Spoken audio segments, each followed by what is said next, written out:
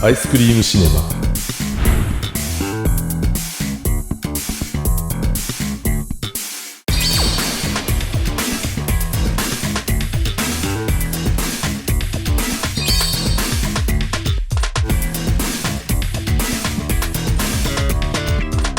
Svo getum við hort saman okkar skemmtilegt eftir. Og pappa? Já. Og Boris? Já. Pappi átt að horfa með okkur í þau? Nei, pappi má ekki horfa með okkur. 北欧アイスランド、芸術家の道を模索する母、3人の子供たちと愛犬パンダ、なぜか家に入り浸る元夫。 Maður bara segja góða nótt.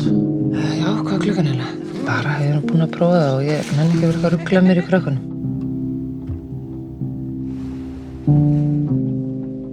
Ég held að væri til í smá game. Nei. Mér mamma og pappi byrjuðu saman yfir 17 ára eða eitthvað. Ég finn að ég er ákveðin tíma á þetta núna.